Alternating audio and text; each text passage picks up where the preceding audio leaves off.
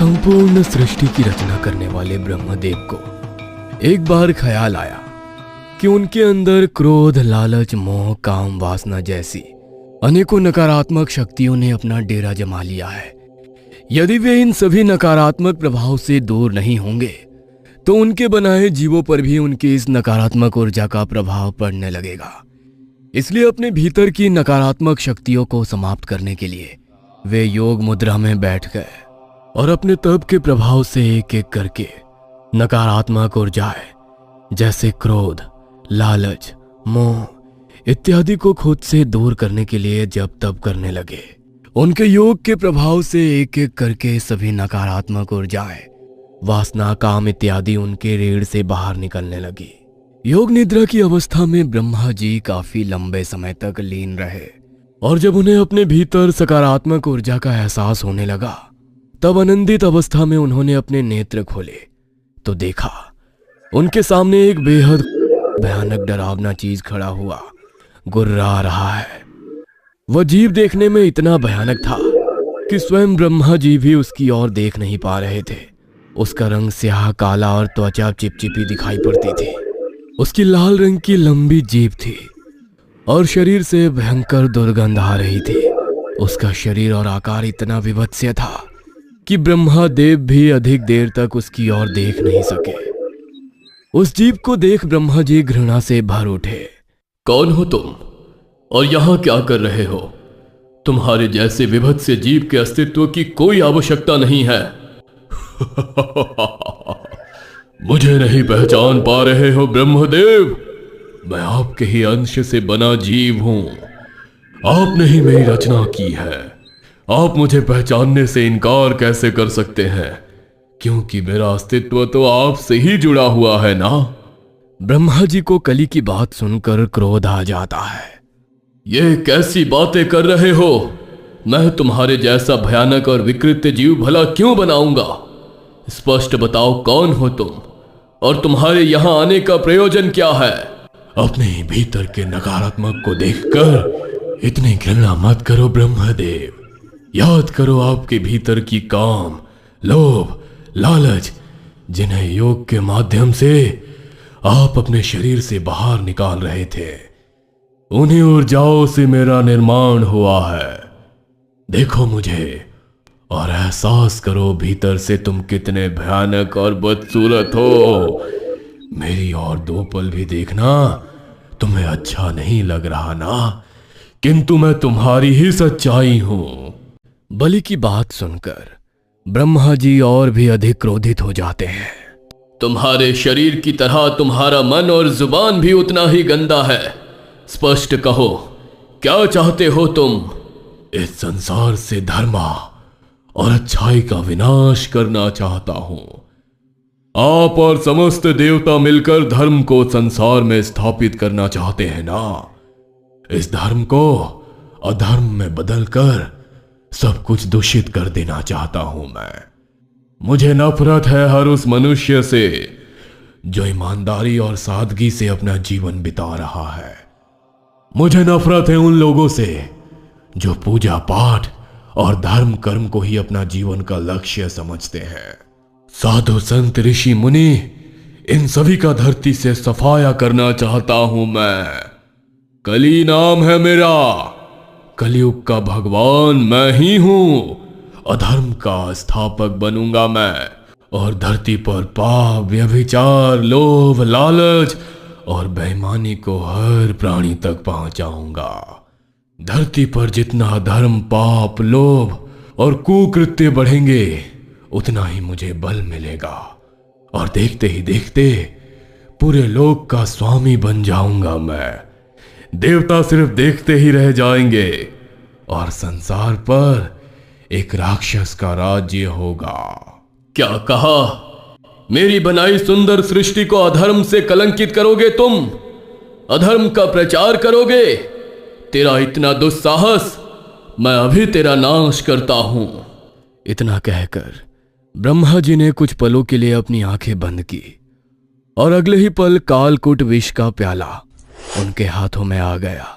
इससे पहले कि कालकूट विष कली को स्पर्श कर पाता, कली वहां से भागकर क्षीर सागर में छिप जाता है।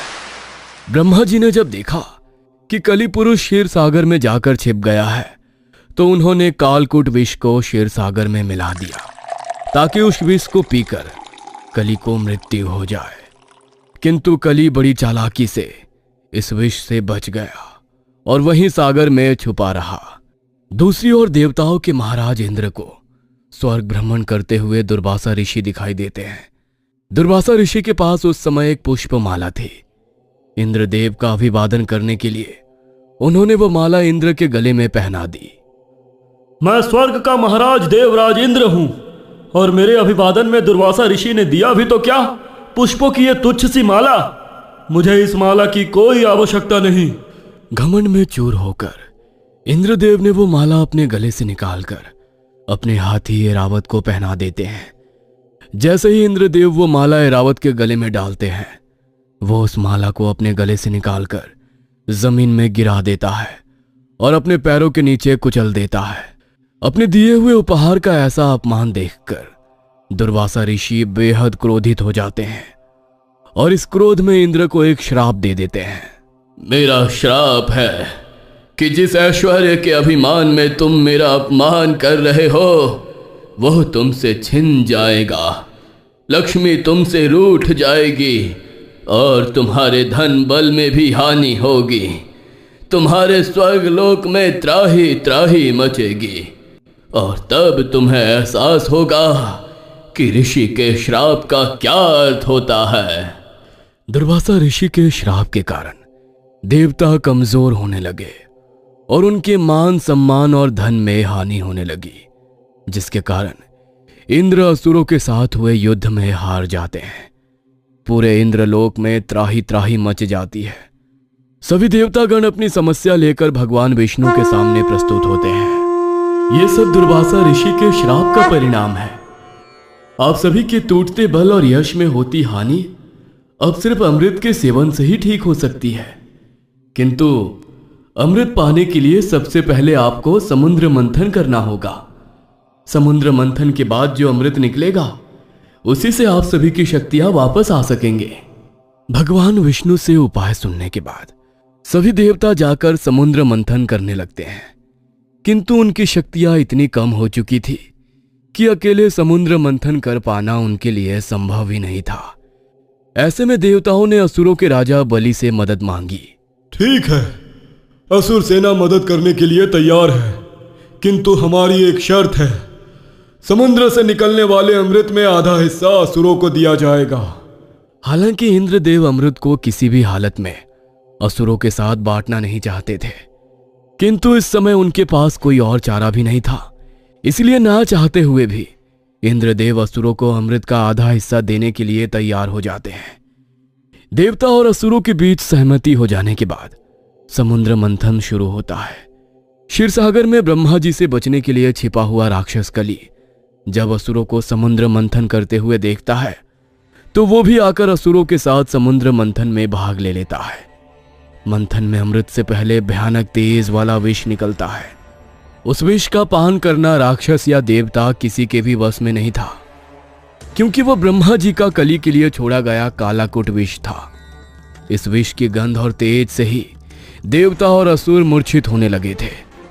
समुद्र से निकले विष से जब हर और हाहाकार मचने लगा तो उस विष को पीने के लिए भगवान शंकर प्रकट हुए और उन्होंने विष को अपने कंठ में धारण कर लिया। विष को ग्रहण करते समय उस विष की एक बूंद राक्षस कली के ऊपर भी गिर गई, जिसके कारण उसका शरीर समाप्त हो गया। भगवान शिव के विष को धारण कर लेने के बाद मंथन एक बार फिर से शुरू हुआ, जिसके परिणाम स्वरूप समुद्र से अमृत निकला। उस अमृत के निकलते ही देवता और असुरों में छीना झपटी शुरू हो गई। चूंकि इंद्र ने अमृत का आधा हिस्सा असुरों को देने का वादा किया था, इसलिए असुर भी अमृत में अपना हिस्सा लेने की जिद पर अड़े हुए थे। असुरों को अमृत नहीं दिया जा सकता। यदि असुरों के पास अमृत की शक्तियां पहुंच गई तो तीनों लोकों में हाहाकार मच जाएगा और उन्हें रोकना असंभव हो जाएगा।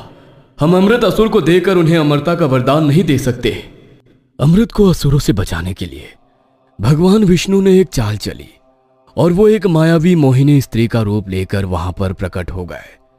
अपने सामने एक मोहिनी सी स्त्री को देखकर असुरराज बलि उस पर मोहित हो गए। स्त्री के सम्मोहन में वो इस कदर बंध गए थे कि देवताओं के बाद अमृत पीने के लिए तैयार हो गए। देवता और असुर लाइन से अमृत पाने के लिए पंक्ति में बैठ जाते हैं। स्त्री बने हुए विष्णु जी बारी बारी से सभी को अमृत पिलाने लगते हैं और उसी क्षण छल से वो सारा अमृत देवताओं को पिलाकर खत्म कर देते हैं। जिस समय देवता और असुरों के बीच अमृत को लेकर छीना झपटी हो रही थी, उसी छीना झपटी में अमृत की कुछ बूंदें धरती पर गिरी, जिसमें से एक बूंद राक्षस कली के ऊपर भी गिर गई। अमृत के स्पर्श से विष के कारण निर्जीव हो चुका उसका शरीर वापस जीवित हो गया, किंतु वो अपने भौतिक रूप में नहीं आ सका।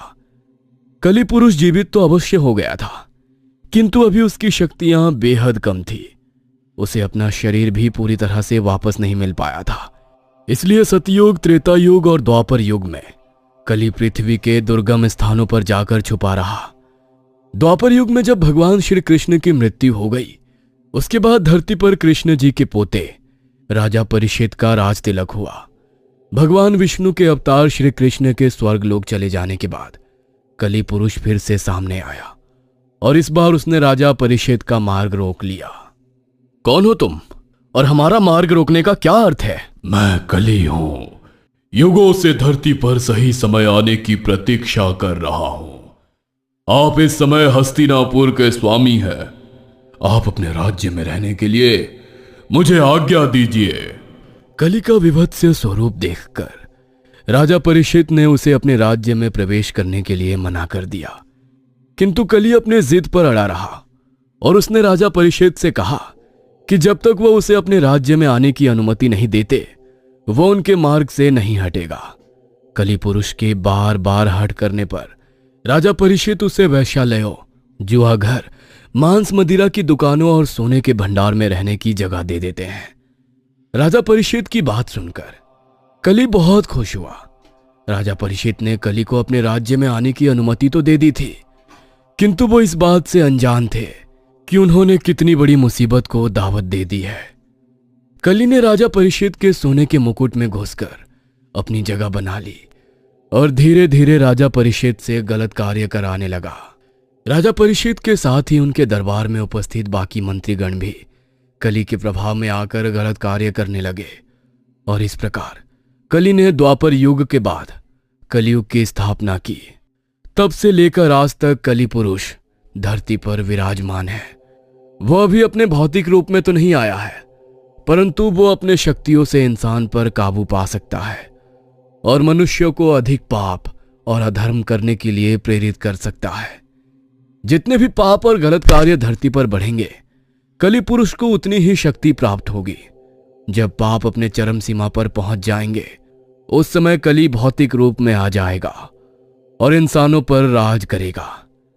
पाप के चरम होने और धरती पर एक असुर के राज करने पर भगवान विष्णु के स्वरूप कल्कि का